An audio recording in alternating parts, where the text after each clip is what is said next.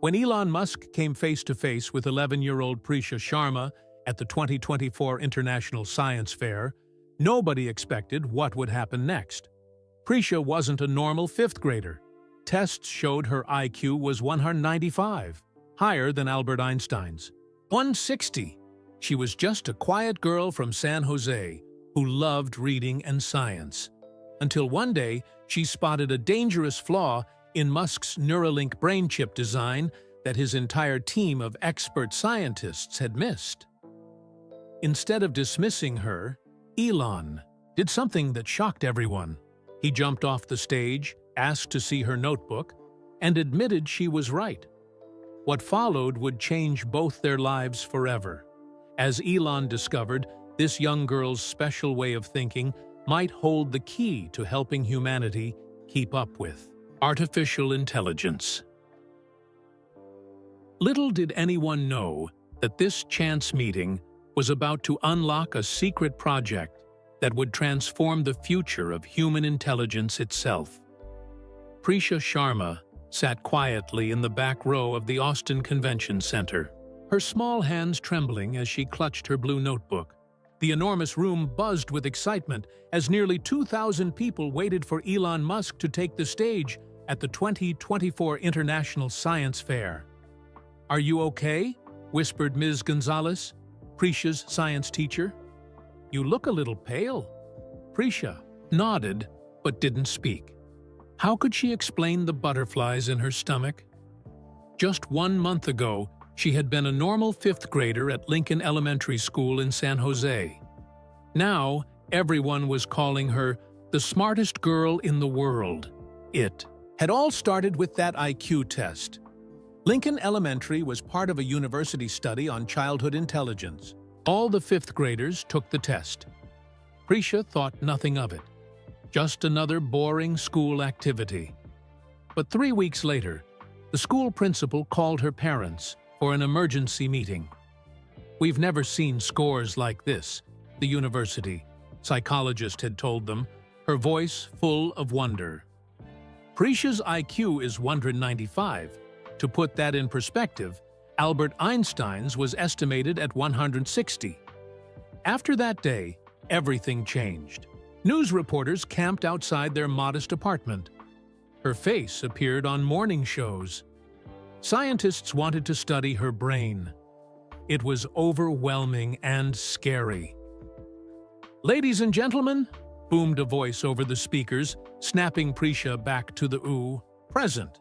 "Please welcome the CEO of Tesla, SpaceX, and Neuralink, Mr. Elon Musk."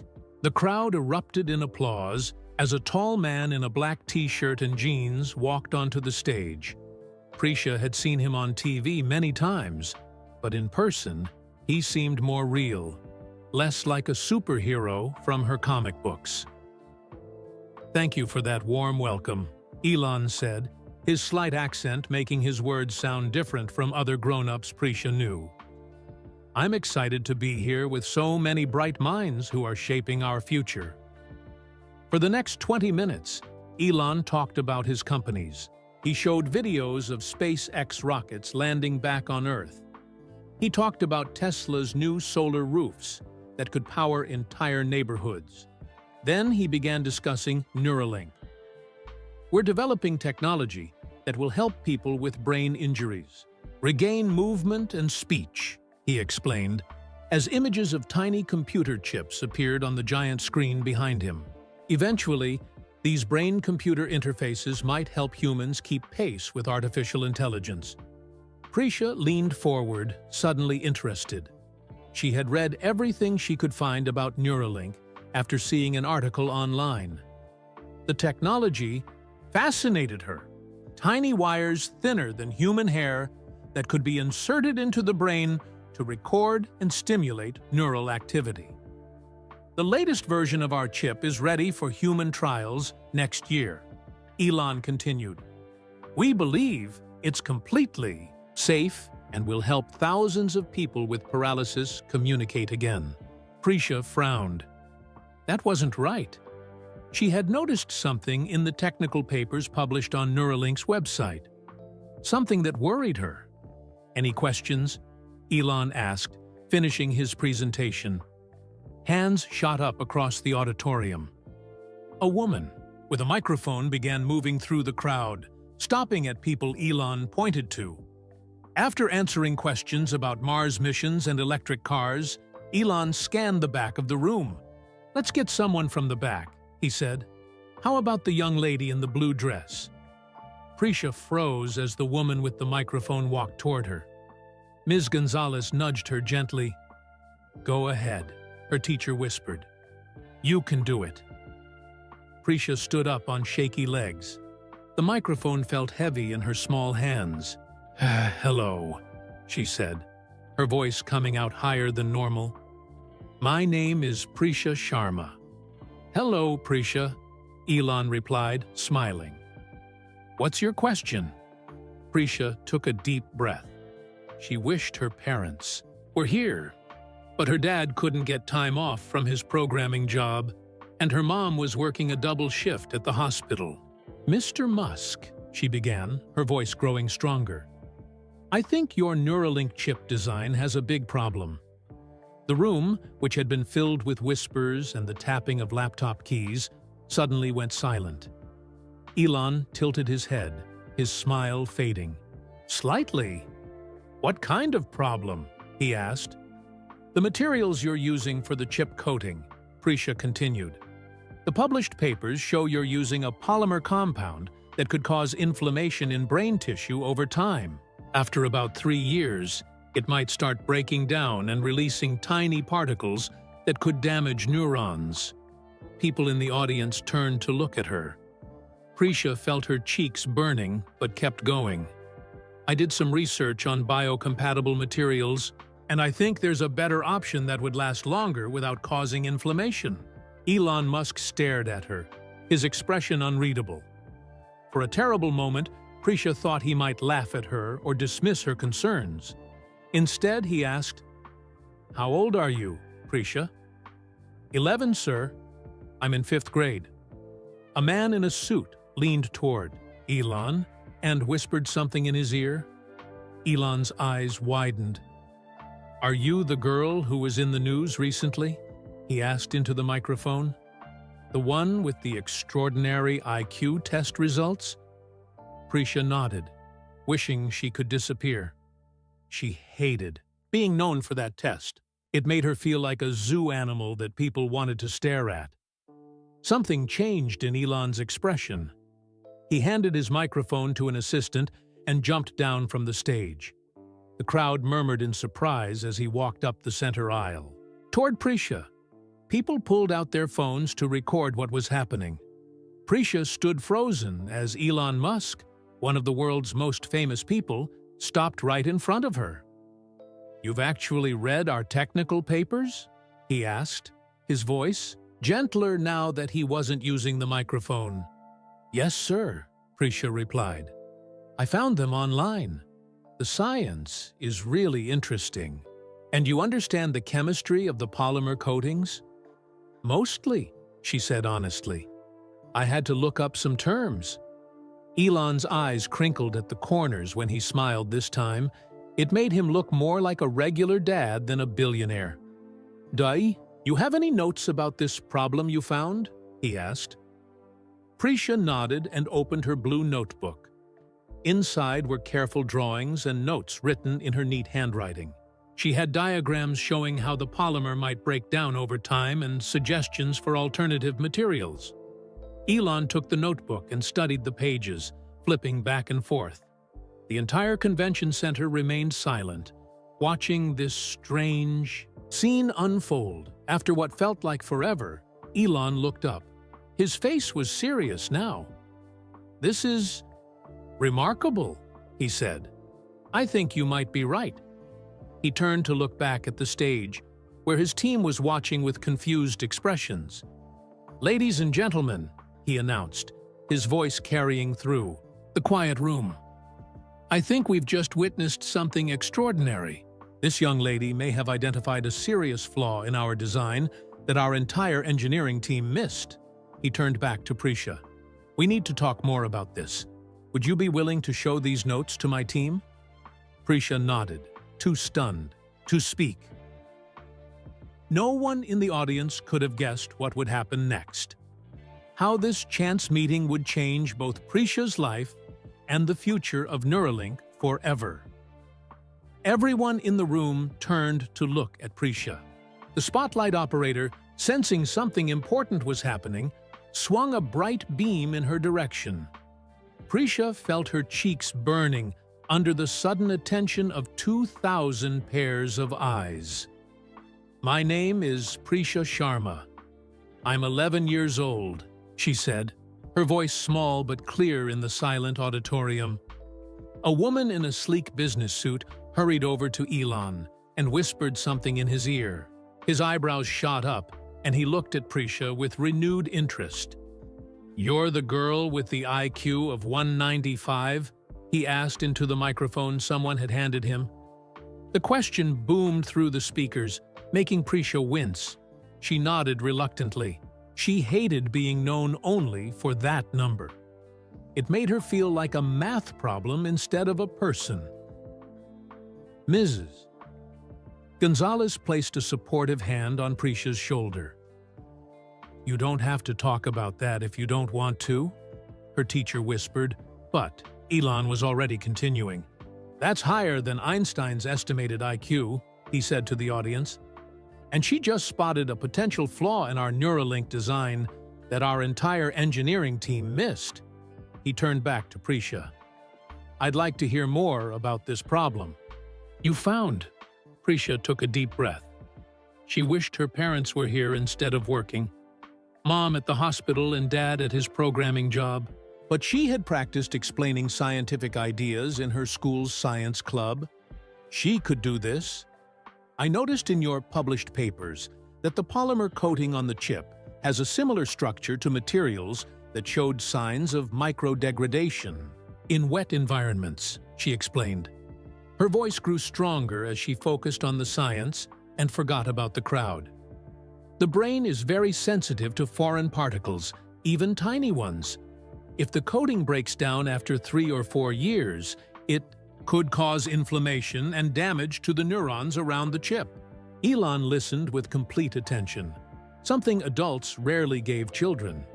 He didn't interrupt or smile in that patronizing way grown-ups often did when kids tried to talk about complex subjects. "Go on," he encouraged when she paused. Prisha flipped to another page in her notebook. "I drew a diagram of what might happen." She showed him a careful sketch of the chip with arrows pointing to the problem areas. "And here," she said, turning to another page, "I found some research on alternative materials that might work better. They've been tested in long-term implantable medical devices." Elon studied her notes, flipping back and forth between pages. The room remained completely silent. Even the event organizers stood frozen, unsure how to proceed with their schedule now that Elon Musk had jumped off stage to talk to a 5th grader. "This is impressive work," Elon said finally, looking up from the notebook. "How did you get interested? In neural interfaces?" "I read about Neuralink in a science magazine," Prisha explained. "And then I found all the papers on your website. I like learning how the brain works. Last year, I built a simple EEG device for the science fair that could detect when I was concentrating versus relaxing." "You built an EEG device? At 10 years old?" Elon asked, genuine surprise in his voice. Prisha nodded. "With my dad's help. He's a programmer, but he knows some electronics too." Ms. Gonzalez couldn't contain herself any longer. "Prisha won the State Science Fair with that project," she interjected proudly. "The judges couldn't believe a 5th grader built it." Elon turned to the teacher. "You're Prisha's science teacher, Ms. Gonzalez," she replied, extending her hand. "Lincoln Elementary in San Jose." Elon shook her hand, then turned back to Prisha. "The way you think is remarkable," he said. "You didn't just understand the technical aspects of our design. You connected it to research in other fields and identified potential long-term consequences that we missed." Prisha looked down at her shoes, uncomfortable with the praise. At school, her way of thinking often made other kids call her weird or a know-it-all. Teachers sometimes got frustrated when she asked too many questions or pointed out mistakes in textbooks. "I just see how things connect," she said quietly. "Sometimes I can't stop thinking about problems until I solve them." Something flickered in Elon's eyes. Recognition, perhaps. He nodded slowly. "I know exactly what you mean." He turned to address the audience, who had been watching the exchange with fascination. "Ladies and gentlemen, I think we need to make a change to our program. I'd like to invite Prisha to join me on stage to discuss her insights about Neuralink. This is exactly the kind of innovative thinking we came here to celebrate." A murmur of excitement rippled through the crowd. Phones were held high, recording everything. Prisha felt panic rising in her chest. I don't think," she stammered. Elon seemed to sense her discomfort. He leaned closer and lowered his voice so only she and Ms. Gonzalez could hear. "You don't have to if you don't want to. But your ideas are important, and people should hear them. Sometimes the youngest minds see solutions that the rest of us miss." Ms. Gonzalez gave Prisha an encouraging nod. "It's up to you, Prisha, but I think you'd be amazing." Prisha thought about all the times she'd kept quiet in class because she didn't want to seem different. All the questions she never asked because she was afraid of standing out. Maybe it was time to stop hiding. "Okay," she said. "I'll try." Elon smiled, a real smile that made the corners of his eyes crinkle. "Excellent!" He turned to one of his assistants who had hurried down from the stage. "Get Ms. Sharma a chair and a microphone, and we'll need her notebook projected on the Yao screen." The next 15 minutes passed in a blur. Prisha found herself sitting on stage next to Elon Musk, her notebook pages displayed on the giant screen behind them. At first, her voice shook as she explained her concerns about the Neuralink chip, but as she focused on the science, her nervousness faded. Elon asked thoughtful questions and explained parts of the technology to the audience. He treated Prisha like a colleague, not a child. When she suggested alternative materials for the chip coating, he called up one of his engineers from the audience to discuss the feasibility. "Dr. Chen, what do you think about using this compound Prisha is suggesting?" Elon asked the woman who joined them on stage. Dr. Lily Chen, Neuralink's head of biocompatibility research, studied Prisha's notes with a furrowed brow. "These are actually very interesting suggestions," she said, sounding surprised. "We considered something similar early in the design process, but moved away from it due to manufacturing challenges." But she looked at Prisha with new respect. "Your approach to solving those challenges is quite innovative. We might need to reconsider this." As the impromptu discussion ended, the audience erupted in applause. Prisha felt a strange mix of exhaustion and exhilaration. She had never spoken in front of so many people before. As they left the stage, Elon stopped her. "Prisha, would you and your teacher wait for me after the session? I'd like to discuss something with you." Prisha nodded, wondering what could possibly come next. This day had already been the strangest of her life. She had no idea that it was about to get even stranger. 30 minutes later, Prisha and Ms. Gonzalez waited in a small conference room backstage. The walls were covered with posters from previous science fairs, and a table in the corner held untouched platters of cookies and fruit. "You were amazing out there," Ms. Gonzalez said, adjusting her glasses. "I've never seen a student handle themselves so professionally." Prisha picked at the edge of her notebook. "Do you think Mr. Musk was just being nice? Maybe my ideas aren't really that good." "Trust me, Prisha, Elon Musk doesn't waste time being nice if there's nothing valuable to discuss." The door swung open, cutting off her words. Elon walked in, followed by Dr. Chen and two other people Prisha didn't recognize. One was a tall man with curly hair and a SpaceX t-shirt. The other was a woman in a crisp suit who looked very important. "Sorry to keep you waiting," Elon said, pulling out a chair across from Prisha. "Things got a bit hectic after our discussion." He placed Prisha's notebook on the table between them. "I wanted to talk to you in private because, well, your insights are quite valuable." Dr. Chen nodded. "We reviewed your notes more carefully. Your concerns about the polymer degradation are legitimate. In fact, we've been seeing some unusual data in our long-term studies that might support your theory." Prisha's eyes widened. She hadn't expected them to take her ideas so seriously. "I'm Vijay Patel," the man in the SpaceX shirt said, extending his hand. "I head up materials science for Neuralink." "And I'm Sandra Morris, Chief Operations Officer," the woman in the suit added. Prisha shook their hands, feeling overwhelmed. These were important people with important jobs, and they were treating her like she mattered. Elon leaned forward, his expression serious. "Prisha, the reason I gathered everyone here is because I'd like to make you an offer. Or rather, a challenge." "Mrs." Gonzalez shifted in her seat. "What kind of challenge?" "I'd like to invite Prisha to visit our Neuralink lab in California for 1 week," Elon explained. "She would work with our team to address the problem she identified and help us improve the chip design." Prisha's mouth fell open. Work with Neuralink? The idea was both thrilling and terrifying. "She's 11 years old, Mr. Musk," Ms. Gonzalez said cautiously. "She's still in elementary school." "I'm well aware," Elon replied, "and that's precisely what makes this interesting.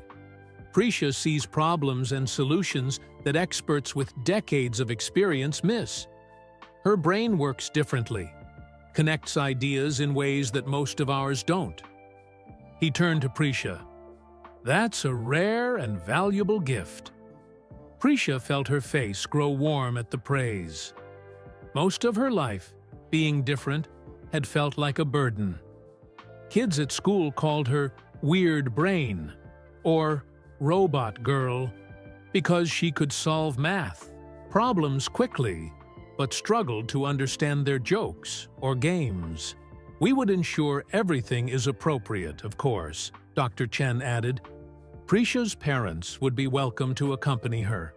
We would limit her work to 4 hours per day and she would be partnered with me the entire time."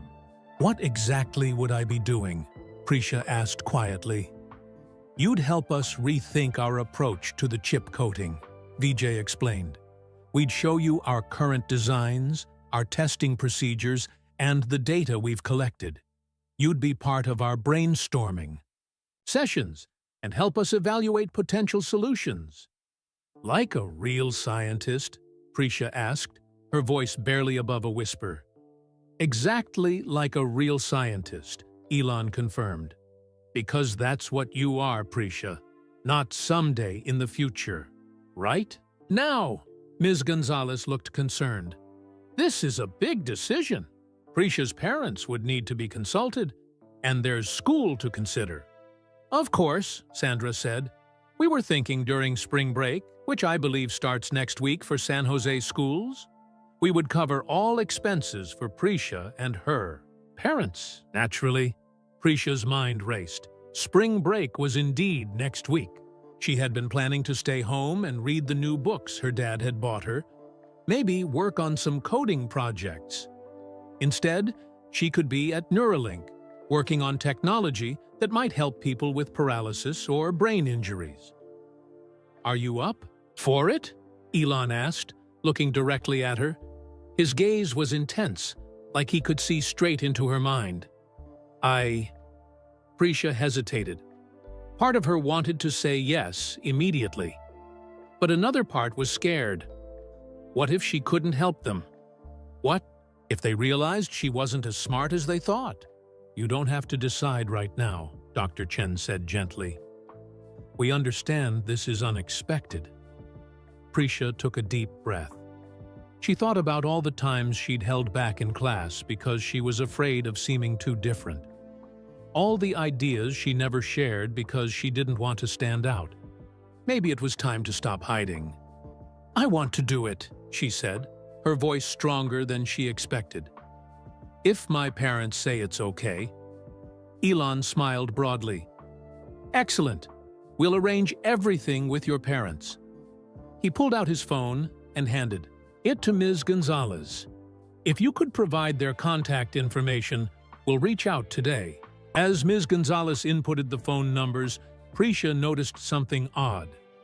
Elon and Dr. Chen exchanged a quick glance, and Elon gave a slight nod.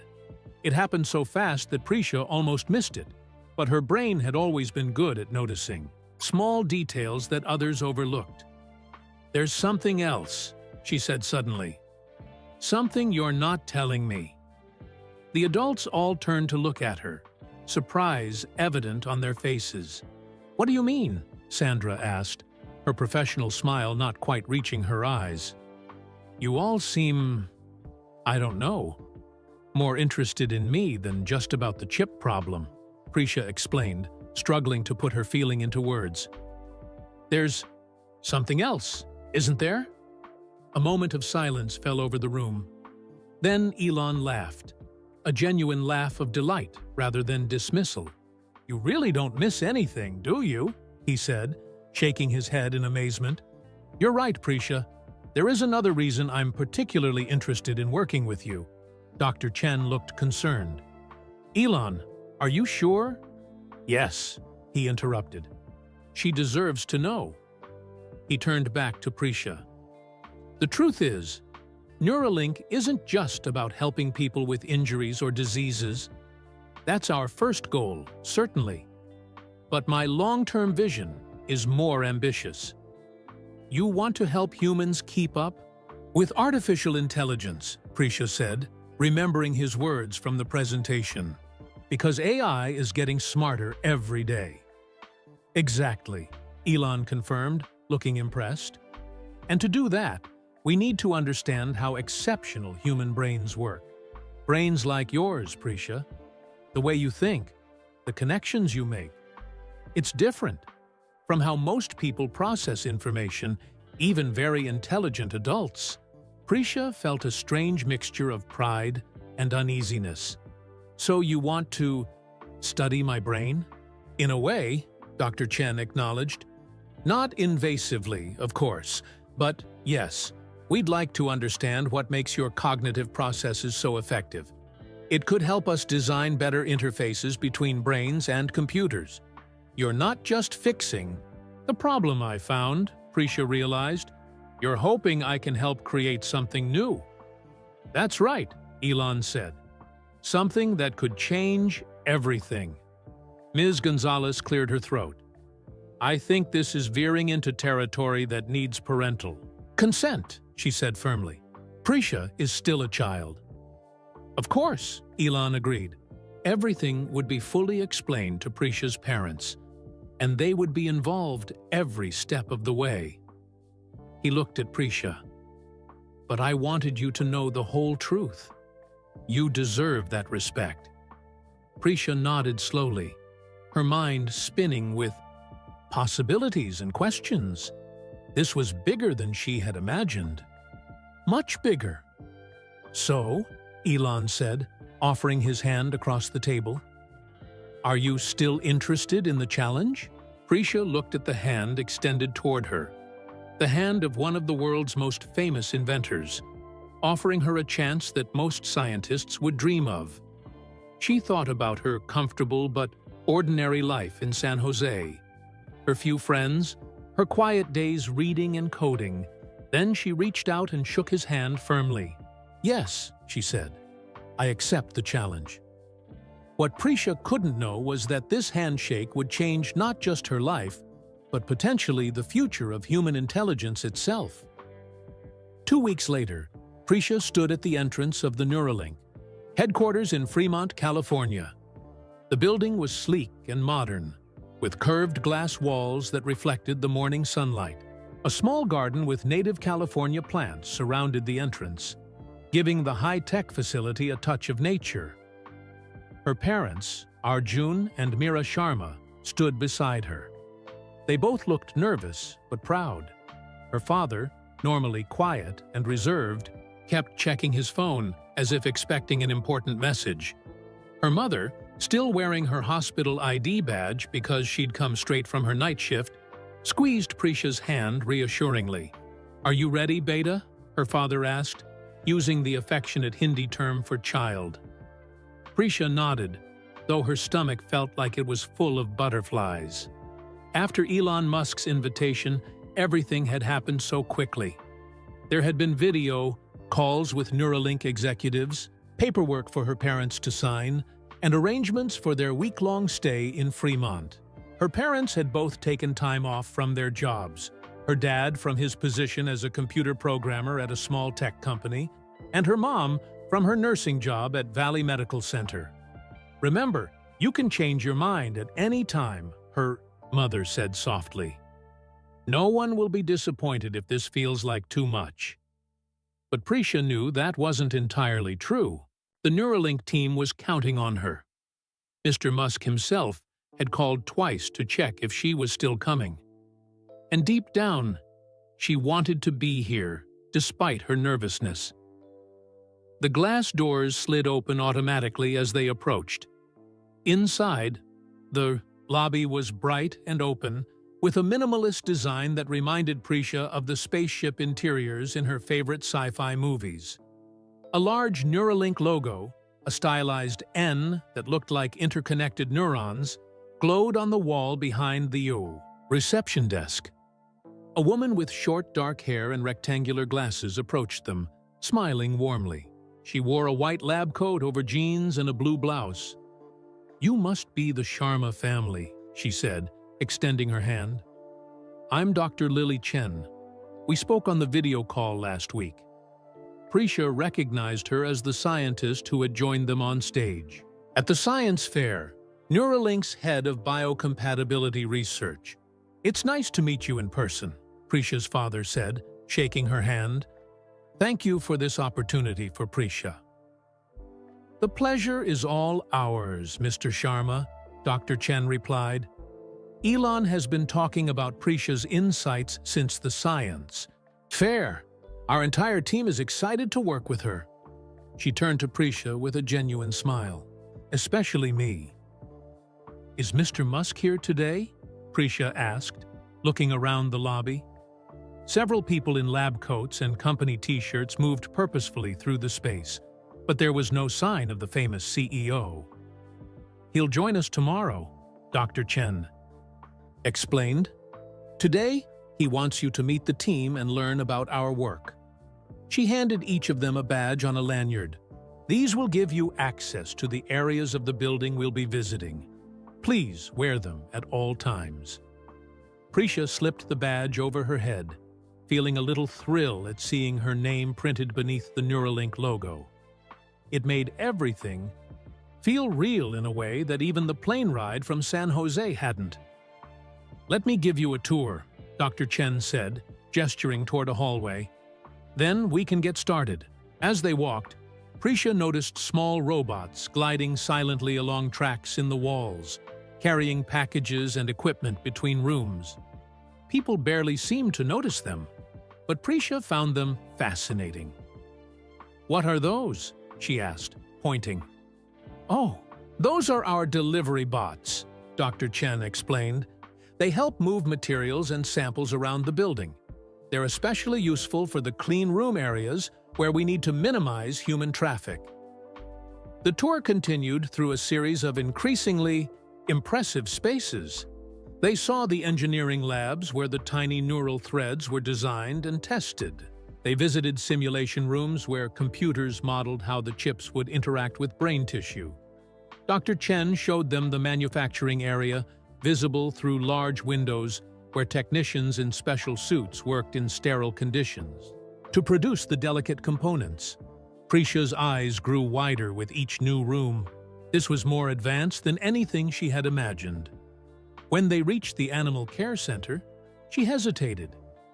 "Do you test the chips on animals?" she asked quietly. Dr. Chen nodded, her expression serious. "Yes, we do. Primarily on pigs and a small number of monkeys. It's an essential step before human trials can begin." She knelt down slightly to meet Prisha's eyes. "We take animal welfare very seriously. All our procedures are approved by ethics committees, and we make sure the animals are well cared for and experience minimal discomfort." Prisha nodded slowly. She loved animals and didn't like the idea of them being used for experiments. But she also understood that testing was necessary before putting chips in human brains. As the tour continued, Prisha noticed something curious. Dr. Chen kept glancing at her tablet, taking notes when she thought no one was looking. And sometimes, when Prisha asked a question or made an observation, Dr. Chen would tap something into the device with a slight smile. "What are you writing?" Prisha finally asked, as they waited for her parents to finish reading an information plaque about brain-computer interfaces. Dr. Chen looked startled, then composed herself. "Just some notes for the team," she said smoothly. "Nothing important." But Prisha sensed there was more to it than that. What was Dr. Chen really observing? And why did she feel like she was being studied even before the official work had begun? Next morning, Prisha arrived early at the Neuralink lab.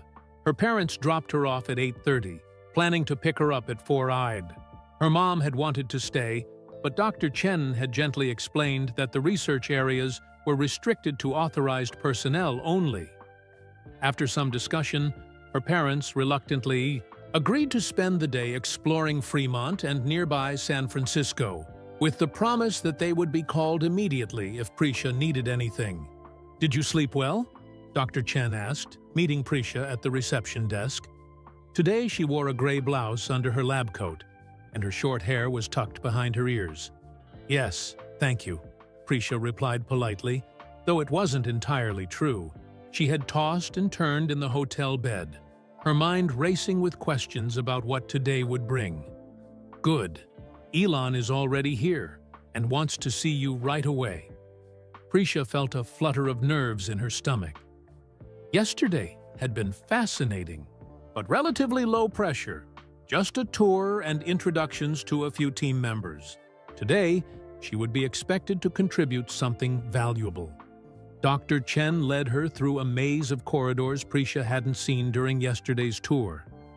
They passed through 3 security doors, each requiring Dr. Chen to scan her badge and enter a code. The deeper they went into the building, the fewer people they encountered. "Where are we going?"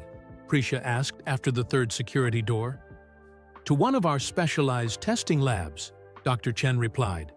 "It's in a restricted area." Finally, they reached a door marked Neural Interface Testing, authorized personnel only. Dr. Chen scanned her badge once more, and the door slid open with a soft hiss. Inside was a large room filled with advanced equipment. Computer terminals lined the walls, displaying complex data and brain scan images. In the center of the room stood a chair that reminded Prisha of something from a dentist's office, but more high-tech.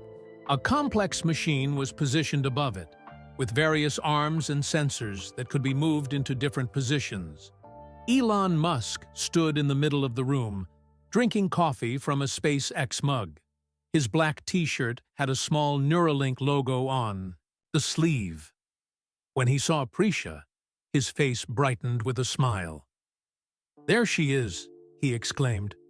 "The girl who found our mistake." Prisha smiled shyly, still not entirely comfortable with the attention. Several other scientists in the room turned to look at her, their expressions a mixture of curiosity and skepticism. "Did you have a good first day?" Elon asked, walking over to greet her.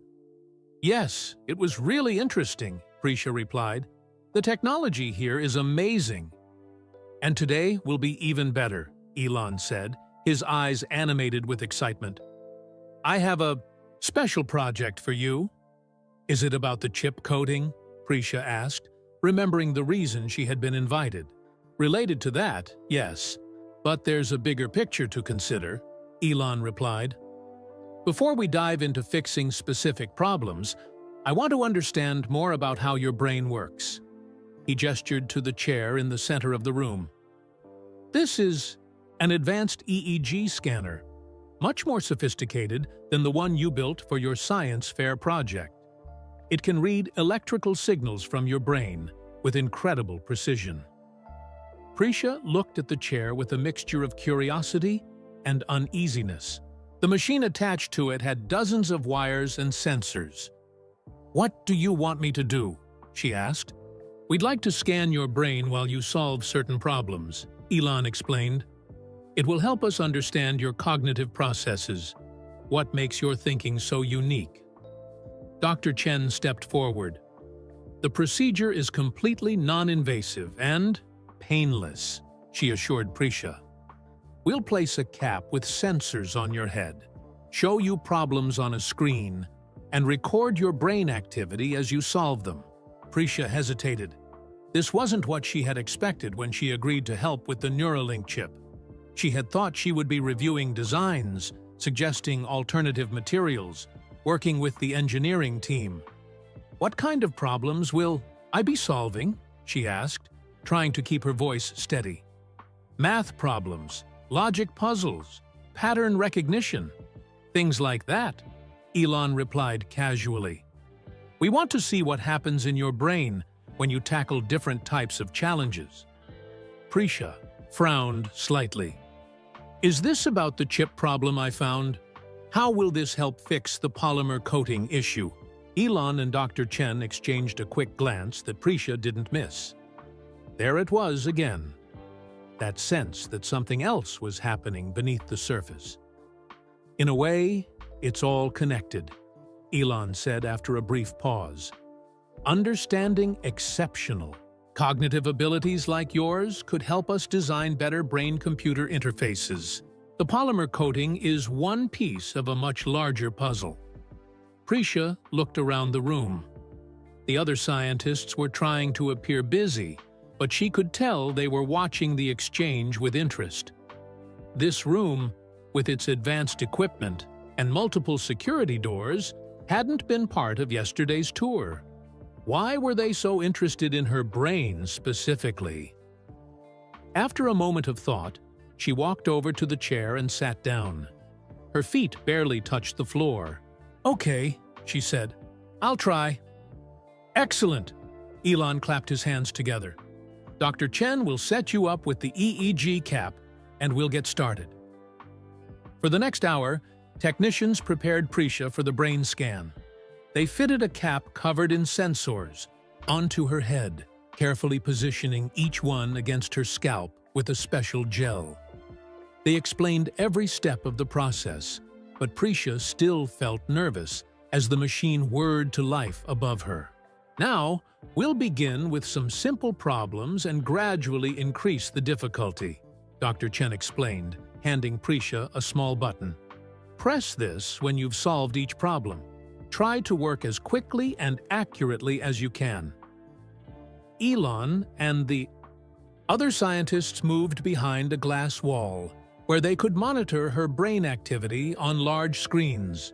Prisha felt like a specimen under a microscope. Was this what they had really wanted her for all along? As the first problem appeared on the screen, a fairly simple math equation, Prisha took a deep breath and focused. Whatever their true motives, she was determined to show them what she could do. Behind the glass, Elon watched intently as colorful patterns bloomed across the brain activity displays. "Remarkable," he whispered to Dr. Chen. "Look at the frontal parietal network activation. I've never seen anything like it." Dr. Chen nodded, taking careful notes. And this is just the beginning. For the next 3 hours, Prisha solved problem after problem. The challenges appeared on a large screen in front of her chair, ranging from simple to incredibly complex. At first, They gave her basic math equations that she could solve in seconds. Find the value of x in 3x plus 7 is 22. Prisha barely had to think about these. Then came more difficult algebra problems with multiple variables. These took a bit longer, but still felt easy to her. Next were pattern recognition tests. The screen would display a sequence of shapes or numbers, and Prisha had to identify what came next. Her mind quickly spotted the patterns, even in the most complex sequences. Behind the glass wall, Elon Musk and his team watched with growing excitement. The colorful displays showing Prisha's brain activity lit up in fascinating patterns as she worked through each problem. "Look at that frontal lobe activity," whispered one scientist, pointing to a screen, "and the way the parietal and temporal regions are communicating." "I've never seen connectivity patterns like this," another replied. "The speed of transmission is off the charts." Elon studied the data with intense focus, occasionally making notes on a tablet. He seemed particularly interested when Prisha tackled spatial reasoning problems, rotating 3D shapes in her mind or navigating through imaginary mazes. After 2 hours, Dr. Chen called for a break.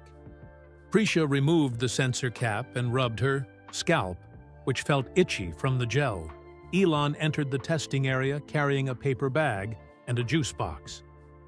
"Lunchtime," he announced with a smile. "You must be hungry after all that brain work." He sat across from Prisha at a small table in the corner of the room, pushing the bag toward her. Inside was a turkey sandwich, apple slices, and chocolate chip cookies. "You're doing amazing," Elon said as Prisha unwrapped the sandwich. "Better than we expected, actually." "The problems aren't that hard," Prisha replied with a shrug, taking a bite of her sandwich. Elon laughed. "For you, maybe. Some of those last tests were designed for graduate-level physics students." Prisha paused mid-bite. "Really?" "Really. Your brain processes information differently than most people's. That's what makes you special." Prisha sipped her apple juice thoughtfully. "When will I get to work on the Neuralink problem?" she asked. "The polymer coating issue I found?" "Soon," Elon promised, his eyes lighting up with enthusiasm. "But first, we need to finish these tests. What we're learning about your cognitive processes today will help us design better neural interfaces." Prisha wasn't entirely satisfied with this answer, but she nodded anyway. The problems were interesting, even if they weren't what she had expected to be doing. "One question," she said. "Why me? There must be lots of people with high IQs you could study." Elon considered this for a moment. "There are people with high IQs, yes, but what makes you unique is how your brain forms connections. You don't just process information quickly. You see relationships between ideas that most people miss. That's rare, even among geniuses." After lunch, the testing resumed, but with a significant change. Now the problems were far more complex and open-ended. "Design a bridge that can support 500 pounds using only these materials," read one prompt, accompanied by a list of available resources. Instead of having a single correct answer, these problems required Prisha to create solutions from scratch. She had to draw designs on a digital tablet, explain her reasoning, and defend her choices when Dr. Chen questioned them. For a problem about designing an electrical circuit, Prisha came up with 3 different solutions, each with its own advantages. When asked to optimize a solar panel array for a space station, she developed an approach that the watching engineers admitted they hadn't considered. As the afternoon progressed, Prisha lost track of time. The problems were challenging in the best way. They made her think deeply and creatively. This was the kind of mental exercise she craved, but rarely found in her 5th grade classroom. For the final test, Elon himself came into the room. "This last challenge is special," he said, sitting across from Prisha. The EEG cap had been removed, giving her a break from the constant monitoring. "I want you to imagine the future," he continued. "If you could design a device to connect the EED human brain directly to computers, what would it look like? Don't worry about what's technically possible today. Just describe your ideal solution." Prisha closed her eyes for a moment, letting her mind explore the possibilities. When she opened them, she began to speak with growing confidence. "I would make it minimally invasive," she said. "Not a big chip that requires cutting out part of the skull. Instead, it would use tiny threads thinner than a human hair, delivered through a small hole the size of a large needle injection." Elon nodded, his expression unreadable. "But the real innovation would be in how it connects to neurons," Prisha continued. "Instead of just reading electrical signals, it would use a biochemical interface that mimics the brain's natural communication methods. That would allow for much more precise interactions without damaging tissue over time." She went on to describe a system that could adapt to changes in the brain, using artificial intelligence to continuously optimize its connections. Her design included safety features to prevent hacking and a biological power source that wouldn't need batteries or external charging. As she spoke, Prisha sketched her ideas on the tablet, creating diagrams that grew increasingly detailed. She didn't notice the stunned expressions on the faces of the scientists watching through the glass wall. When she finished, Elon was silent for several seconds. Then he turned to Dr. Chen, who had joined them. "Did you record all of that?" he asked quietly. Dr. Chen nodded, her expression a mixture of amazement and something else, perhaps concern. "Prisha," Elon said finally, "what you've just described is remarkably close to our most advanced research projects, things we haven't made public yet. How did you come up with these ideas?" Prisha shrugged, suddenly self-conscious. "I just thought about what would make sense. The brain is delicate and complicated, so any interface should respect that." As the testing session concluded, Prisha's parents arrived to pick her up. They chatted briefly with Dr. Chen about the day's activities, but Prisha noticed that the explanation was vague, focusing on cognitive assessments rather than the specific problems she had solved. From a window overlooking the parking lot, Elon watched as Prisha left with her parents. He turned to Dr. Chen with a determined expression. "She's the one," he said definitively. "She's exactly what we need." "Are you sure about this, Elon?" Dr. Chen asked, her voice low. "She's just a child. A child who just independently invented concepts that our top researchers have been working on for years," Elon replied. "We need to move forward with the next phase, tomorrow." On the third day, Prisha arrived at the Neuralink building feeling both excited and nervous. Yesterday's tests had been challenging but fascinating. She wondered what they would ask her to do today. To her surprise, Elon Musk was waiting for her in the lobby instead of Dr. Chen. He wore his usual black t-shirt and jeans, with a Neuralink baseball cap pulled low over his eyes. "Good morning, Prisha," he said with a smile. "I thought we'd do something different today." Prisha's parents looked uncertain. They had planned to drop her off and explore San Francisco again, but finding Elon himself in the lobby changed things. "Is everything all right?" Prisha's father asked, his voice carrying a hint of concern. "Everything's perfect," Elon assured him. "I just wanted to have a more informal conversation with Prisha today. The test results from yesterday were remarkable." "What kind of tests exactly?" her mother asked. Dr. Chen didn't give us many details. "Mostly cognitive assessments," Elon replied smoothly. "Let's discuss it while we walk. Would you like to join us, Mr. and Mrs. Sharma? We have a nice garden in the center of the building." Prisha's parents exchanged glances, silently communicating in that way parents do. Finally, her father nodded. "Yes, We'd like that. Elon led them through corridors that were different from the ones Prisha had seen before. These hallways had large windows overlooking landscaped areas, making the space feel more open and less clinical than the testing labs. Eventually, they reached a glass door that opened onto an indoor garden. Real trees grew from planters built into the floor, creating a small forest in the middle of the high-tech building. A narrow stream wound through the space, bubbling over smooth stones. The air felt fresher here, carrying the scent of soil and growing things. "This is beautiful," Prisha's mother said, clearly surprised. "I didn't expect to find a forest inside a laboratory." "Everyone needs nature," Elon said, leading them to a seating area near the stream. "Even scientists working on cutting-edge technology, maybe especially them." They sat on benches made from polished wood. Sunlight streamed through a glass ceiling high above them, creating dappled patterns on the ground. Small birds, finches, Prisha guessed, flitted between the trees. "Prisha," Elon began, his tone becoming more serious, "I need to tell you the real reason I invited you here."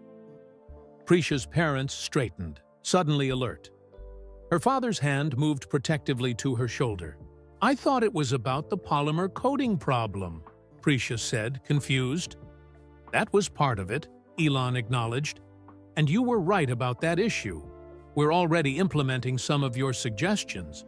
But there's a bigger picture here."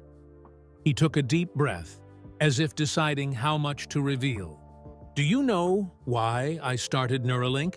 he asked. Prisha thought about the presentations she'd seen online. "To help people with neurological conditions," she answered, "and eventually to create a brain-computer interface that could let humans communicate directly with technology." "Yes, but why?" Elon pressed. "What's the deeper purpose?" When Prisha didn't answer immediately, he continued.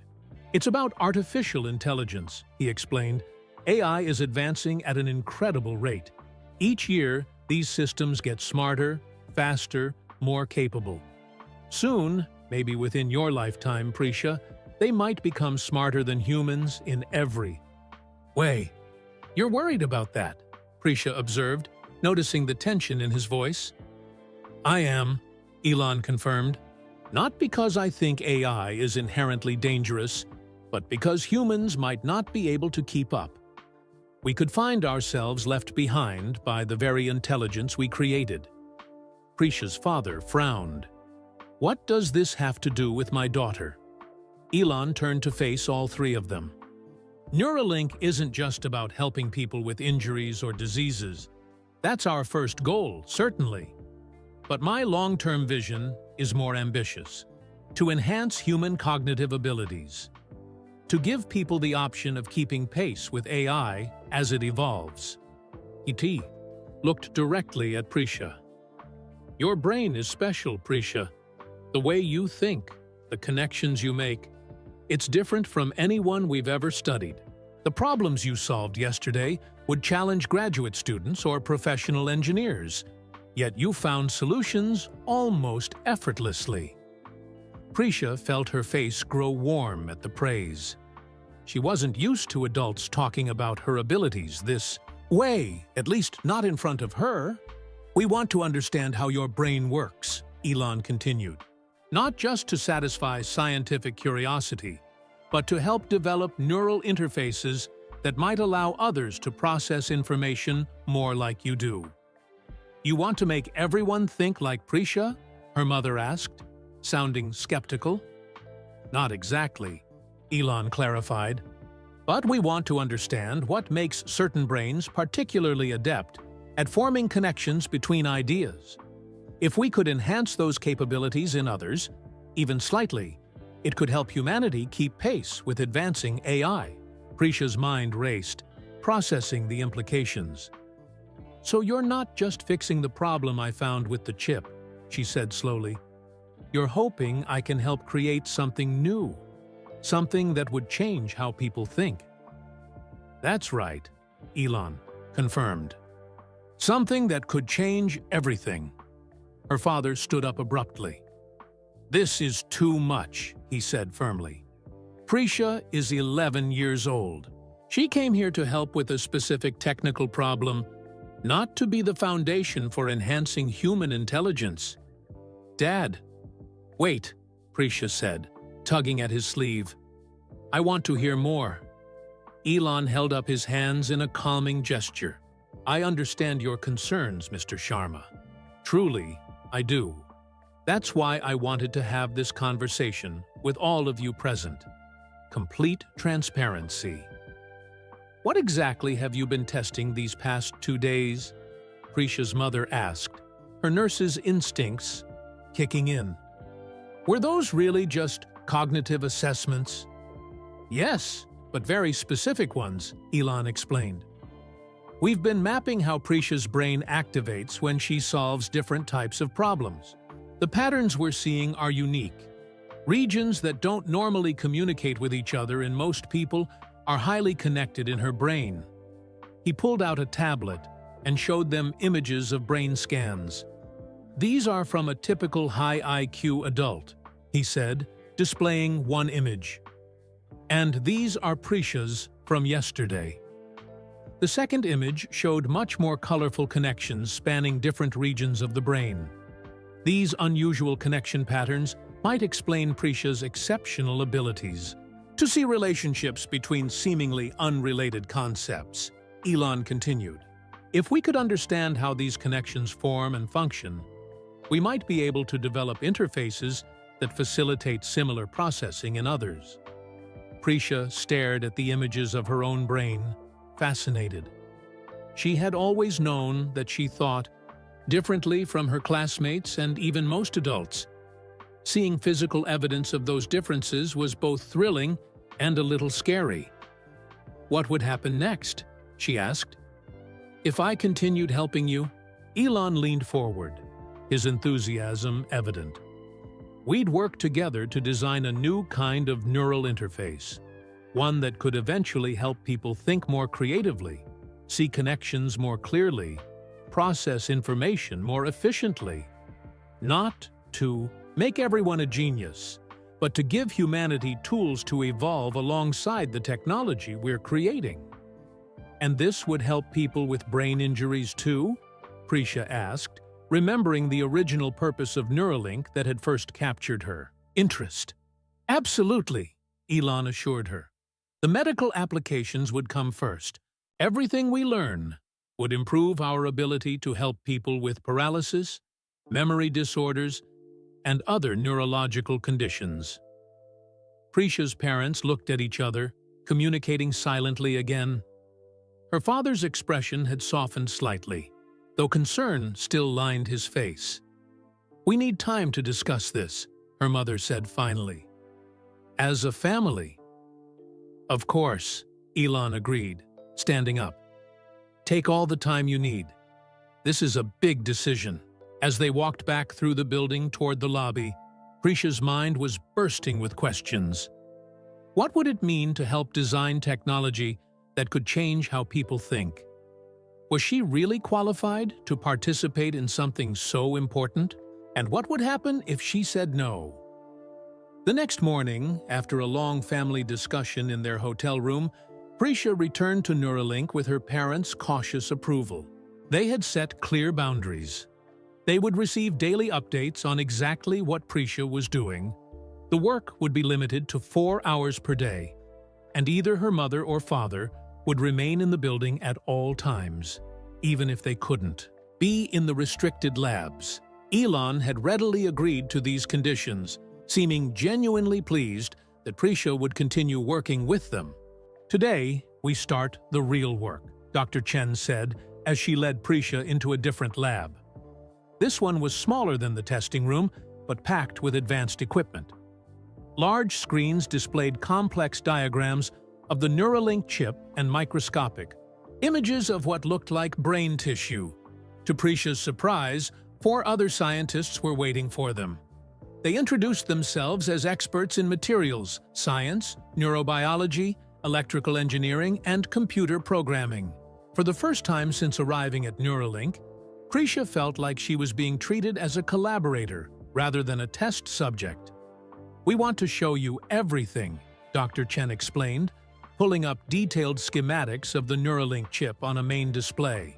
"Our current designs, our manufacturing methods, our test results, all of it. No secrets." For the next several hours, the team walked Prisha through their work in remarkable detail. They showed her the tiny threads, each thinner than a human, hair that would connect the chip to individual neurons. They explained how the threads contained dozens of electrodes that could both record brain activity and stimulate neurons. "This is the polymer coating you identified as problematic," Vijay Patel, the materials scientist, said, showing her microscope images of the threads. "We've been seeing some unusual inflammation in our long-term animal studies, but couldn't pinpoint the cause." "May I see the test data?" Prisha asked. Vijay nodded and pulled up charts and graphs on his tablet. Prisha studied them carefully, her mind quickly processing the patterns in the numbers. "The inflammation increases after about 40 weeks, she observed. "And it's worse in areas with higher electrical activity." "Exactly," Vijay confirmed, which suggested that the issue might be related to the electrical properties of the coating, not just its chemical composition as we initially thought. Prisha spent the morning immersed in technical discussions that would challenge most graduate students. She asked questions that sometimes made the scientists pause and reconsider their assumptions. She suggested alternative approaches that they hadn't explored. Dr. Chen watched with growing amazement as Prisha rapidly absorbed complex concepts and offered fresh insights. "It took me years to learn what you picked up in hours," she told Prisha during a short break. After lunch, they moved to a different section of the lab where brain scan data was being analyzed. Large monitors displayed colorful images showing brain activity during various tasks. "These are from our animal studies," Dr. Chen explained. "We're trying to understand how different parts of the brain communicate with each other when performing specific actions or solving problems." Prisha studied the images with intense focus. Something about the patterns looked familiar. "Can I see my scans from yesterday again?" she asked suddenly. Dr. Chen hesitated, then nodded. She pulled up Prisha's brain scans on a separate monitor. The images showed bright networks of activity across multiple regions of her brain. "Look at this," Prisha said, pointing to a specific pattern in her own scan. "See how these areas are connected? It's similar to what happens in the animal brains during learning tasks, but the connection is much stronger." Dr. Chen peered at the screens, her eyebrows rising in surprise. "You're right. I never noticed that parallel." "Could this be important?" Prisha asked. "The way these regions talk to each other?" Dr. Chen quickly called over her colleagues. Soon all 5 scientists were gathered around the monitors, comparing Prisha's brain scans with their research data.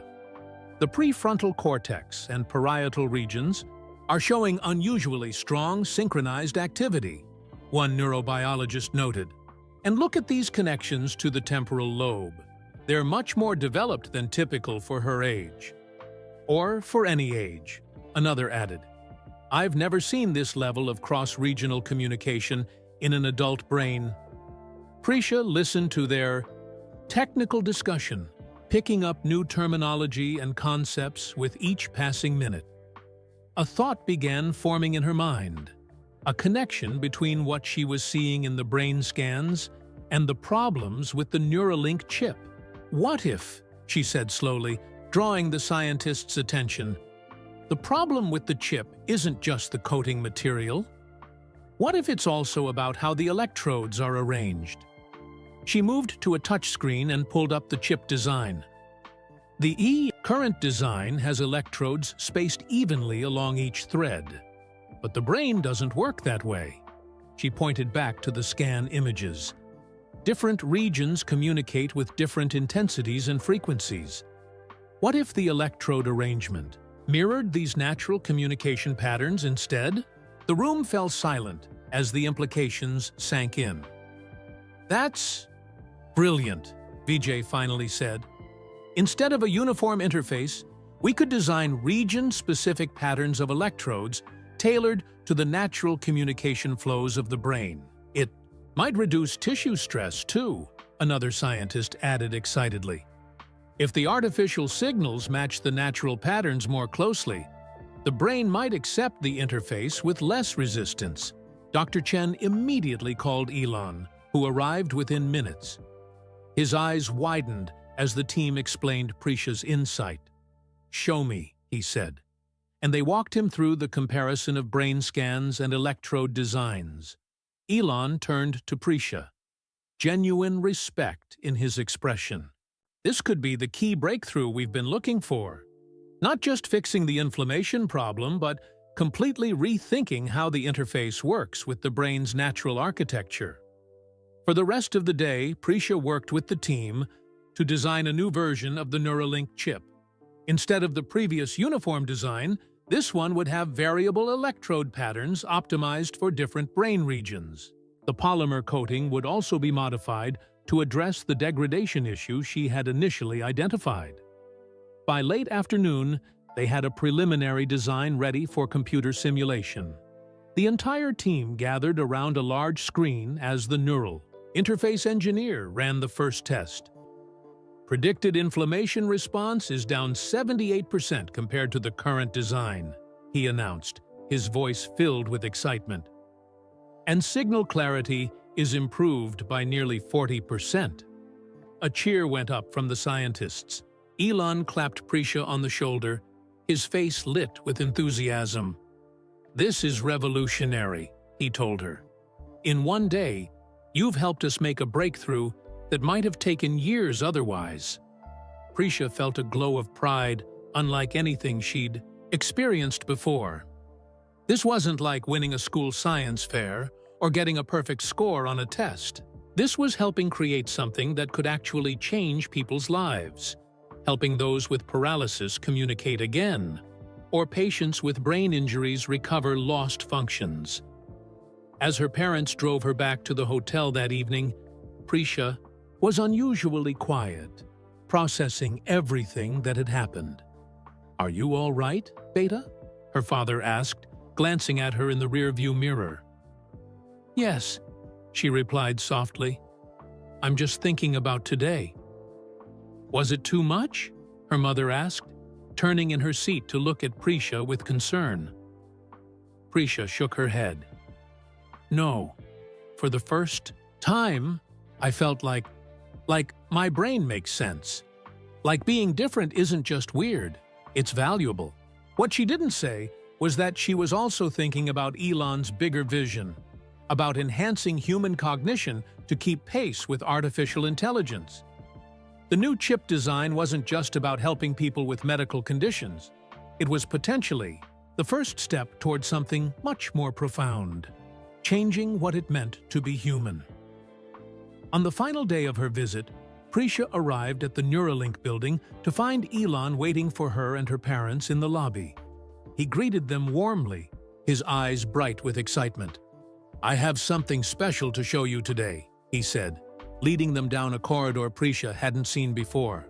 They passed through the now familiar security checkpoints, but continued beyond the labs and research spaces to a different wing of the building. After swiping his badge at a final door, Elon ushered them into what looked like a small apartment. The space was surprisingly homey, with comfortable furniture, bookshelves filled with scientific texts and novels, and large windows overlooking the gardens.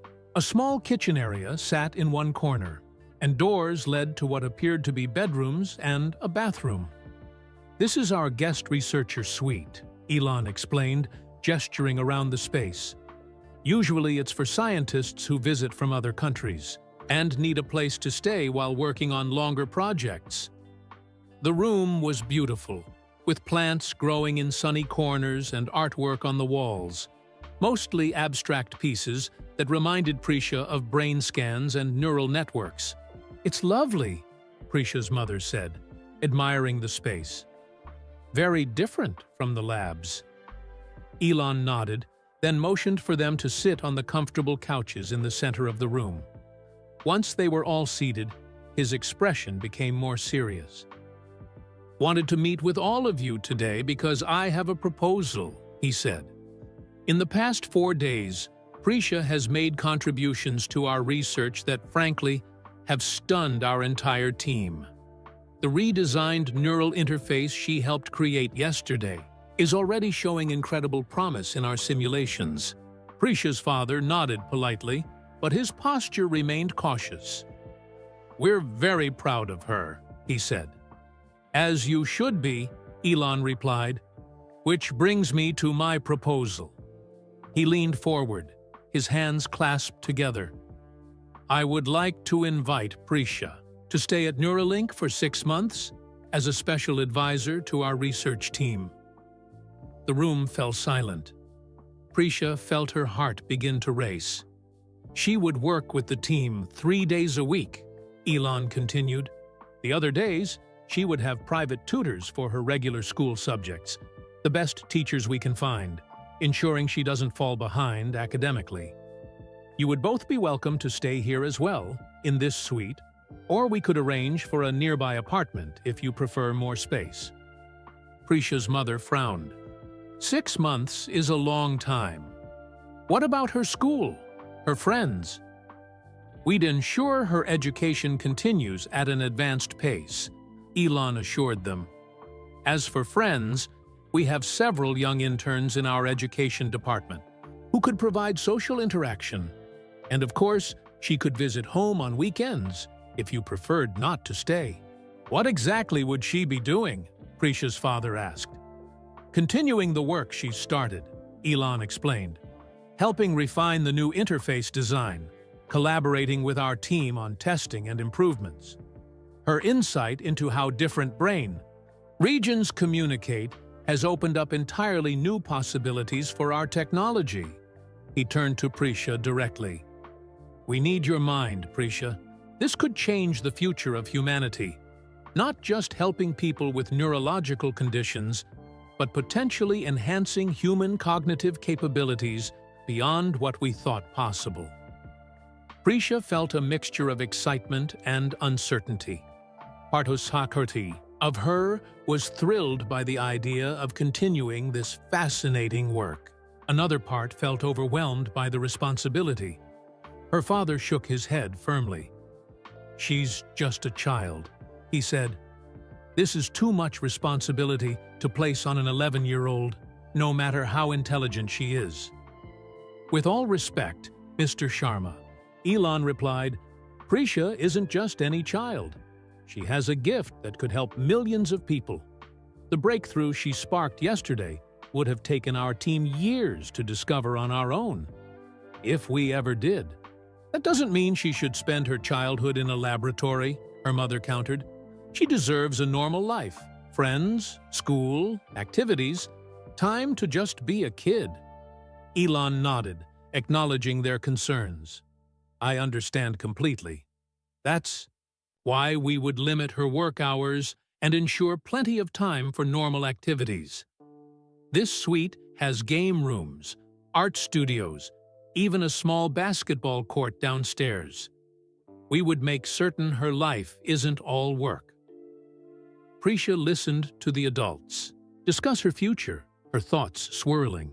The opportunity was amazing, far beyond anything she had ever imagined for herself. But she also understood her parents' worries. She missed her few close friends at school, her books at home, her normal routine. "Can I think about it?" she asked, quietly.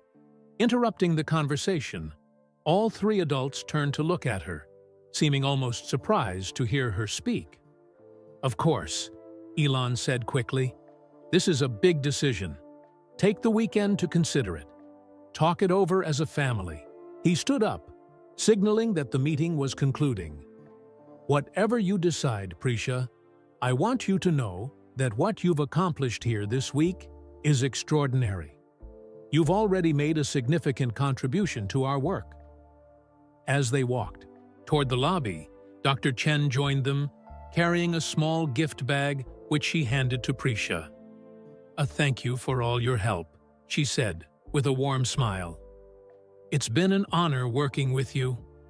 Prisha peeked inside the bag and found a beautiful notebook with the Neuralink logo embossed on the cover, along with a set of special pens. "Thank you," she said, genuinely touched by the gift. As they approached the main entrance, Prisha noticed unusual activity outside. Several people with cameras were gathered near the doors, and a news van was parked across the street. Elon frowned. "That's strange. We didn't announce anything today." A security officer hurried over to them. "Mr. Musk, there are reporters outside asking about the young genius working at Neuralink. Someone appears to have leaked information about Ms. Sharma's presence here." Prisha's parents exchanged alarmed glances. Her father put a protective arm around her shoulders. "We'll use the side exit," Elon decided quickly, "and I'll have security escort you to your car." As they were led down a different corridor toward a less visible exit, Prisha felt a weight settling onto her shoulders. Until now, her visit to Neuralink had felt like an exciting adventure. But the presence of reporters outside made everything more real, more serious. The world wanted to know what she was doing here. "How did they find out?" her mother asked as they hurried along. "I don't know," Elon replied, his expression troubled. "But I promise we'll get to the bottom of it." They reached the side door, where a security team was waiting. Through the glass, Prisha could see their rental car had been brought around, with the engine running. "I'll call you tomorrow," Elon told them. "After you've had time to think, and I apologize for this situation with the press. We take privacy very seriously here, especially when it involves children." As they rushed to the car under the protective shield of security guards, Prisha caught glimpses of people running around the building, cameras in hand. One shouted a question. "Is it true you're helping Elon Musk enhance human intelligence?" He question echoed in her mind as her father pulled away from the curb, driving faster than usual. What had been a private, exciting scientific collaboration was now becoming public knowledge. And with that publicity would come scrutiny, expectations, and pressure that Prisha wasn't sure she was ready to handle. By Monday morning, Prisha's story was everywhere. She woke up to find her parents huddled around a laptop in their hotel room, looking worried. Her father quickly closed it when he noticed she was awake, but not before she glimpsed her school photo on the screen. "What's going on?" she asked, sitting up in bed and rubbing sleep from her eyes. Her parents exchanged glances before her mother sighed and sat beside her. "Someone talked to the press about your work at Neuralink," she explained gently. "It's become a big story overnight." "How big?" Prisha asked, her stomach tightening with anxiety. "Very big," her father admitted. "Your name and picture are on news websites. They're calling you the child genius, helping Elon Musk revolutionize brain technology." Prisha felt her cheeks grow hot. She hated being the center of attention. Her father handed her his phone. On the screen was a news article with the headline, "11-year-old prodigy with 195 IQ solves problem that stumped Neuralink engineers." Below it was her 5th grade school portrait, the one where her hair was messy and her smile looked forced, because the photographer had made a joke she didn't understand. "There's more," her mother said reluctantly. "Reporters have been calling our home in San Jose. Our neighbor, Mrs. Patel, said there were news vans parked on our street yesterday." Prisha's eyes widened. "But how did they find out where we live?" "It wasn't hard, Beta," her father said. "Once they had your name and knew you attended Lincoln Elementary, finding our address was simple." Prisha scrolled through the article, her hands shaking slightly. Most of the details were correct. Her age, her IQ score, her discovery about the Neuralink chip coating. But there were exaggerations too. The article claimed she had redesigned the entire neural interface and might be the key to Musk's plans for human-AI integration. "What do we do now?" she asked, looking up at her parents. Her father's phone rang before they could answer. The screen showed Elon Musk's name. "Mr. Musk," her father answered, putting the call on speaker. "We were just discussing the news coverage. I'm so sorry about this." Elon's voice came through clearly. "We're investigating how this information leaked. In the meantime, I've arranged for enhanced security at your hotel and booked a private flight back to San Jose if you decide to return home today." "Thank you," her mother said. "We're considering our options." "Of course," Elon replied. "And about the proposal we discussed yesterday. I understand if this situation changes your thinking, but I hope you'll still consider it. What Prisha helped us discover is truly groundbreaking." After ending the call, they spent the morning in their hotel room, curtains drawn against the possibility of photographers with telephoto lenses. Prisha's phone kept buzzing with messages from the few friends who had her number, all asking if she was really working with Elon Musk and if the stories online were true. Her teacher, Ms. Gonzalez, texted too. "The school is getting calls from reporters. Principal Wong is handling it. Are you okay? Let me know if you need anything." Around noon, they ordered room service rather than risk going to a restaurant. As they picked at sandwiches, Prisha's parents discussed what to do next. "Maybe we should go home," her father suggested. "Wait for this to blow over." "Will it blow over?" her mother wondered. "This story has everything the media loves. A child prodigy, Elon Musk, cutting-edge technology." Prisha listened to them debate, feeling caught in the middle. Part of her wanted to hide until everyone forgot about her. But another part was still excited about the work at Neuralink and the opportunity Elon had offered. After lunch, she sat cross-legged on the hotel bed and opened her new Neuralink notebook. She began jotting down thoughts, trying to sort through her jumbled feelings. Under reasons to stay at Neuralink, she wrote, "Working on technology that could help people with brain injuries, learning from real scientists about cutting-edge research being challenged in ways school never provides, feeling like my different way of thinking is valuable. Not weird, under reasons to go home," she listed. "Too much attention, pressure. Miss my friends and regular life-scary responsibility if something goes wrong. What if the technology is used in bad ways?" That last point bothered her more than she had admitted to anyone. What if the neural interface she helped design was used for purposes she hadn't considered? What if enhancing human cognition had unexpected consequences? The afternoon dragged on. Her parents made more calls to relatives in India, to their employers about extending their time off, to a lawyer friend about privacy concerns. Outside, rain began to fall, streaking the hotel windows and making the world beyond seem even more distant. Around 4 o'clock, her mother sat beside her on the bed. "What do you want to do, Prisha?" she asked gently. "Not what Elon Musk wants, not what Dad and I want. What do you want?" Prisha closed her notebook and thought carefully. "I want to help," she said finally. "The work feels important, but I'm scared too. What if the chip doesn't work like we expect? What if people use it in ways that aren't good?"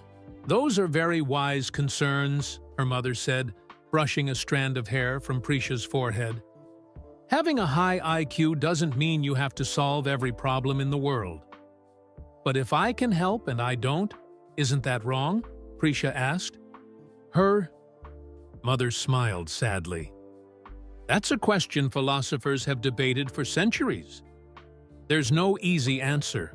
Later that evening, as Prisha was reading one of the books she'd brought from home, her father's phone rang again.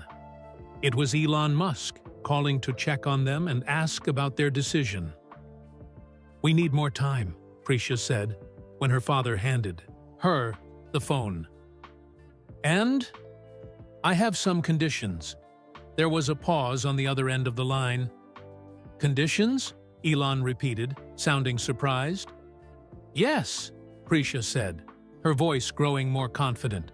"If I'm going to help Neuralink, I need to know the technology will be used the right way." "I'm listening," Elon said, his tone serious now. "I need to think about it more," Prisha told him. "Can we meet tomorrow to discuss it?" "Of course," Elon agreed. "I'll come to you, so you don't have to deal with the press. How about breakfast at your hotel? We can talk privately." After hanging up, Prisha returned to her notebook, adding a third list titled "My Conditions." She worked on it late, into the evening, carefully thinking through each point. This might be the most important homework she had ever done. The next day, Prisha and her parents met with Elon Musk at a quiet restaurant in San Jose. They had flown back home on a private plane Elon had arranged, avoiding the reporters who still lingered outside their hotel in Fremont. The restaurant owner had closed the place to other customers for the morning, ensuring their privacy. Seated in a corner booth far from the windows, Prisha felt more comfortable than she had in days. Elon arrived wearing sunglasses and a baseball cap, his attempt at a disguise making him look oddly normal. He slid into the booth across from the Sharma family and smiled at Prisha. "I hear you've been thinking hard about my offer," he said, removing his sunglasses. Prisha nodded, her hands resting on her Neuralink notebook. She had practiced what she wanted to say, but now that the moment had come, her mouth felt dry. Before Prisha shares her thoughts, her father said, "We want to make it clear that as her parents, we'll have the final say in this decision." "Of course," Elon agreed, then turned his attention back to Prisha. "So, what have you decided?" Prisha took a deep breath and opened her notebook to the list she had carefully prepared. "I've made my decision," she said, her voice steadier than she expected. "I'll help Neuralink, but on my terms." Elon raised an eyebrow, clearly not used to having conditions set for him, especially by an 11-year-old, but he nodded for her to continue. "First," Prisha began, "I'll work with your team 1 day a week after school, from 4 to 7. I can also be available by video call if they have questions on other days. But I need to stay in school. I need to be a kid too." Elon started to speak, but Prisha wasn't finished. "Second, if I help design this technology, I want to make sure it's used the right way. The neural interface should help people with brain injuries first, before any enhancement applications are considered." Her parents exchanged proud glances as she continued. "Third, the technology should be available to everyone who needs it, not just rich people. You should have a program to make it affordable for families who can't pay for it." Elon listened attentively, occasionally jotting notes on a small pad. When Prisha finished stating her conditions, he was silent for a moment, considering her words. "Those are significant limitations on what we discussed," he said finally. "1 day a week isn't much time, especially when we're making such rapid progress." "It's what I can offer," Prisha replied firmly. "I've thought about this a lot. I want to help, but I also want a normal life. I want to see my friends, do my schoolwork, read my books, and just be me, not the child genius everyone's talking about." Elon nodded slowly. "And what about during summer break? Would you consider more time then?" "Maybe," Prisha acknowledged. 2 or 3 days a week during summer could work, but I still want time for other things." "And your conditions about how the technology is used," Elon continued. Those align with Neuralink's mission. We've always intended to focus on medical applications first. As for making it widely available, that's more complicated. The research and development costs are enormous. But you're one of the richest people in the world, Prisha pointed out. You could make it happen if you wanted to. A smile tugged at the corner of Elon's mouth. You're not just intelligent, Prisha. You're wise beyond your years. He tapped his fingers on the table, thinking. I accept your conditions. Prisha felt a wave of relief wash over her. She had been prepared for a negotiation, maybe even for Elon to withdraw his offer entirely. You're sure? She asked. Even with just 1 day a week? I'd prefer more of your time, Elon admitted. But I respect your priorities. 1 exceptional day a week is better than none, and who knows? As the project evolves, you might find yourself wanting to contribute more. They spent the next hour discussing practical details. Prisha would come to the Neuralink facility every Thursday after school. A driver would pick her up directly from Lincoln Elementary and return her home by 7:30 p.m. One of her parents would always be present in the building during her work hours. There's one more thing, Elon said as their meeting was wrapping up. There's someone I'd like you to meet. Someone who might help you understand the bigger picture of what we're trying to accomplish. Who? Prisha asked, curious. Another young person with exceptional abilities, Elon explained. Someone who's been helping me with a different project. I think you two would have a lot to talk about. Another kid like me? Prisha asked, surprised. She had always felt so different, so alone in the way her mind worked.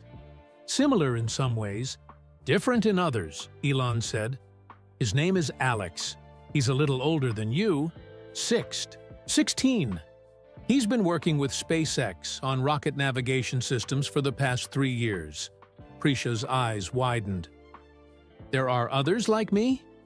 Not many, Elon said. But yes, there are others. Would you like to meet him? Prisha nodded eagerly. The idea that there were other young people whose minds worked differently, who might understand what it was like to be her, was thrilling. I'll arrange it, Elon promised. Maybe next week at SpaceX headquarters in Hawthorne. It would give you a chance to see another side of what we're working on. As they left the restaurant, using a back exit to avoid any lingering photographers, Prisha felt lighter than she had in days. She had made her decision on her own terms. She would contribute to the groundbreaking work at Neuralink without sacrificing her childhood or compromising her values. What she didn't yet realize was that meeting Alex would open her eyes to something even bigger than Neuralink, a vision that would challenge everything she thought she understood about Elon Musk's plans for the future. 2 weeks later, Prisha sat nervously in a private conference room at the SpaceX headquarters in Hawthorne, California. The walls were decorated with photos of rocket launches and Mars landscapes. Through a large window, she could see part of the factory floor where actual spacecraft were being built. Her parents had been hesitant about this trip, but Elon had arranged everything perfectly. A morning flight from San Jose, a private car, from the airport, and assurances that no press would be involved. Her father had come with her, while her mother stayed home to work her hospital shift. Prisha's first week working at Neuralink had gone well. She had spent Thursday afternoon helping the team refine the electrode patterns for different brain regions. The scientists had treated her with respect, carefully explaining concepts she didn't understand and listening intently to her ideas. Now she was waiting to meet Alex, the other young genius Elon had mentioned. She wondered what he would be like. Would he also find it hard to fit in at school? Would he understand what it felt like to see connections that nobody else noticed? The door opened, and a tall teenage boy walked in. He had curly, dark hair, serious, brown eyes, and a slight smile that seemed cautious. He wore jeans and a SpaceX t-shirt that had equations printed across the back. Elon Musk followed him into the room. "Prisha, this is Alex," Elon said. "Alex, meet Prisha." The boy smiled at her, more warmly now. "Hi, Prisha. I've heard a lot about you." "Alex has been working with our guidance systems team for 3 years now," Elon explained. "He developed a new approach to landing calculations that's improved our success rate by 28%. Prisha's father shook Alex's hand. "That's impressive. You must be very good at math." "It's just patterns," Alex said with a shrug. "Numbers make sense to me." Elon turned to Prisha's father. "Mr. Sharma, would you mind if I showed you our Starship development area while these two chat? It's just down the hall, and I think you'd find it interesting." Her father glanced at Prisha. "Would that be okay with you, Beta?" Prisha nodded. She was curious about Alex and thought it might be easier to talk without adults listening to every word. After Elon and her father left, Alex sat down across from her. "Hardapitanantaider, Franantri Fider Sinan. So, you found a flaw in the Neuralink chip design?" "Kind of by accident," Prisha admitted. "I was just reading their published papers and noticed something that didn't seem right." Alex nodded. "That's how it started for me, too. I was playing around with some public SpaceX landing data for a school project, and I saw a pattern they had missed." He leaned forward. "It's hard, isn't it? Being different, seeing things that other people don't see." Prisha felt a sudden rush of emotion. Here was someone who understood. "Yes," she said quietly. "Kids at school call me weird. Sometimes teachers get annoyed when I ask too many questions." "I know exactly what you mean," Alex said. "In 8th grade, I corrected my math teacher so many times that she cried during class. I wasn't trying to be mean. I just couldn't understand why she kept making mistakes." They talked for nearly an hour, sharing stories about growing up with minds that worked differently from everyone around them. Alex had been homeschooled since 9th grade, after repeated problems fitting in at regular school. He now took online college courses in physics and computer science while working part-time at SpaceX. "Elon gets it," Alex told her. "He thinks differently too. That's why he's been looking for people like us." "Looking for us?" Prisha asked. "What do you mean?" Before Alex could answer, the door opened and Elon returned with Prisha's father. "How are you two getting along?" Elon asked, though his smile suggested he already knew the answer. "Great," Alex replied. "Prisha was just asking about the project." "What? Project?" Prisha's father asked, his expression curious. Elon sat down at the head of the table. "That's actually why I wanted you to meet Alex," he said to Prisha. "You're not the first young genius I've found. Alex helped us land rockets more precisely than ever before. But there are others, too." "Others?" Prisha repeated. "Yes," Elon confirmed. "I've been searching for exceptional young minds like yours, and Alex's. Not just for Neuralink or SpaceX, but for something bigger." He pulled out a tablet and placed it on the table. The screen showed a group photo of 6 young people, ranging in age from about 10 to 17. Alex was among them, standing next to a girl with bright red hair and a boy who appeared to be of East Asian descent. "These are the others," Elon explained. "Maya is 14, a biology prodigy who's developing new approaches to carbon capture using engineered bacteria. Jun is 15, with an extraordinary gift for materials science. He's created a new type of solar cell that's 40% more efficient than anything currently available. Sophie is 17, a computer science genius who's helping develop more ethical AI systems.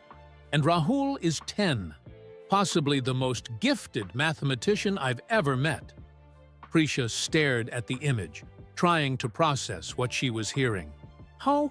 You've gathered all these kids to work for your companies?" "Not exactly," Elon said.